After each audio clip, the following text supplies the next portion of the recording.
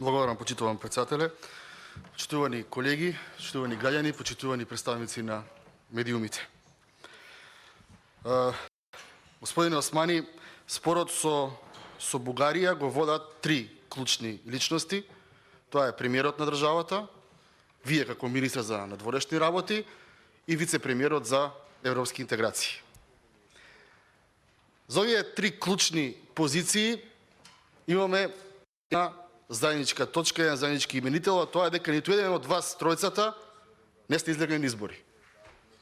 Ниту еден од вас во 2020 година не сте тропнале на врата и не сте кажале јас сум кандидат кој што ќе ги остварува вашите интереси, дали во собранието или потоа во владата, и не сте превзеле обврски према ниту еден од граѓаните. И само ќе ве потсетам дека граѓаните управуваат со оваа држава преку представничка демократија, односно преку нас, пратениците. Вие, почитуван министер, како и целата влада, сте избрани од страна на пратениците и вие овдека должите одговори конкретни и јасни, бидејќи работата која што ја работите не е ни малку несериозна и бара многу енергија, многу стратегија и многу ум. Првата реченица во времето излагање ви беше дека ова е институцијата каде треба да покажеме зрелост. Согласувам. Ова е таа институција каде што мора да покажеме зрелост. Ама не е зрело, не е фер, не е европски и не е коректно да разговараме за проблем и да го доведеме на ниво на имагинација.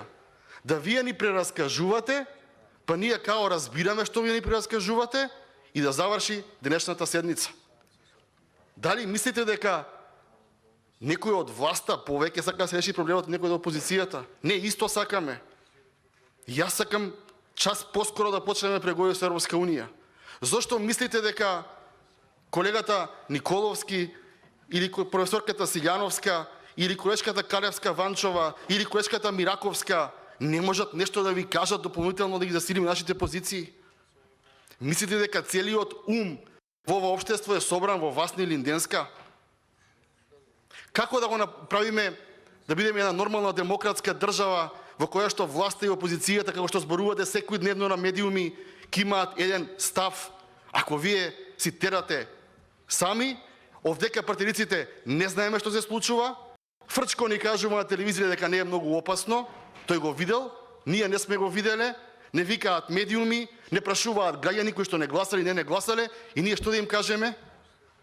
Дојде министер за надворешни работи кој што не е излегол на избори и ни кажа дека добро ќе биде. Не е во ред и не е сериозно, пак ќе ви кажам. И јас сакам да влеземе час поскоро во Европска унија. Мислам дека туку има капацитет, избран со легитимитет од граѓани, кој што може многу да даде во овие преговори. Рековте, создадовме единство. И потоа, јас очекував дека тогаш ќе ги извадите документите, да разговараме затворена седница и кажавте меѓуетничко. Меѓуетничко не е единство, тоа е нормално. Ние треба да имаме политичко единство. Дали сте вие албанец, македонец, турчин, влав, ром, мене ми е сеедно, ама немаме политичко единство, господине Османи. Политичко единство се прави тогаш кога сите представници на граѓаните имаате унисон став. Ама за да имаме унисон став, ние мора точно да знаеме како, што и зошто преговарате. Рековте дека 26 земји членки не поддржуваат, господин Османи. Да бидеме сериозни. Ако Франција, Германија, Италија, Холандија, Шпанија поддржуваат и само Бугарија е таа која што не, верувајте дека не држи тој аргумент. Ја знаеме моќта на Бугарија и економски и секако вид во Европска унија. Знаеме кој глас ги бие, ги гледаме извештаите како вие, така ги гледам и јас, и знаеме дека Бугарија не е држава која што може на 26 земји членки да им тера инет и секојаш да излегува на незиното. Тоа аргумент не држи.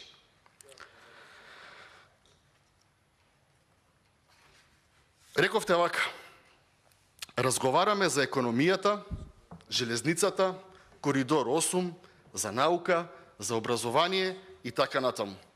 Господин Османи, ќе ве потсетам, не сме 2017 година. Тие работи може би поминуваат во 2017 година. со Бугарија ќе се отвориме, ќе имаме трговска размена, фирмите ќе работат. Господин Османи, тогаш 5 пати не блокираат. Па Бугарија, ако разговара за економијата со нас, па таа ќе не бутка побрзо да влезе во Унија. Зошто? Затоа што ќе имаме милиарди грантови, преку кои што ќе правиме не експресни патишта, автопатишта. Ќе правиме пруги. Ако на Бугарија е битна економијата со Македонија, тие немаше да не блокираат. И мислам дека и тој аргумент воопшто не ви држи.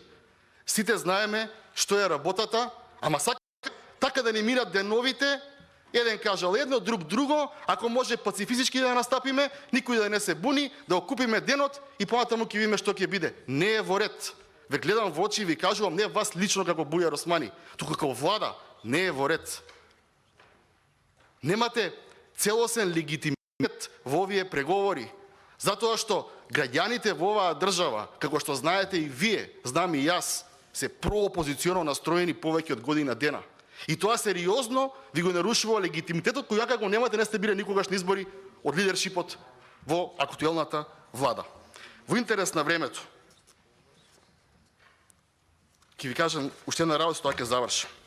За бугарски медиум имате дадена изјава кај што велите дека можеби е добро, како што македонската страна сменила 2 члена на комисијата за историја, тоа да го направи и бугарската страна.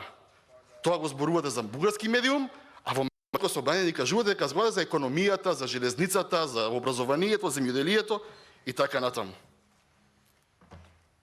Тоа не е во ред. Знаеме дека Бугарија бара временско разграничување на оваа според нив територија. До 45 година едно со еден јазик, од 45 е друго со друг јазик. Мораме сериозно да разговараме, сите капацитети да ги вклучиме, ако сакаме да изгледаме како сериозна држава. Вака не сме сериозна држава.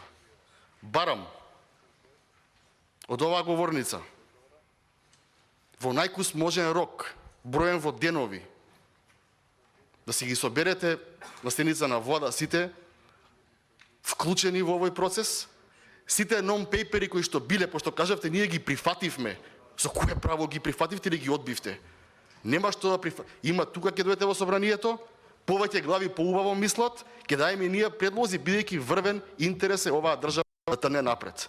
Еднострано, овака, и потоа да дојде со готов, сервиран производ, во кој што ние не сме учествувале, извинете, ама е се, само не е демократија, почитување и единство, односно ќе ги немаме ниту еден од атрибутите кои што значат сериозна држава. Благодарам.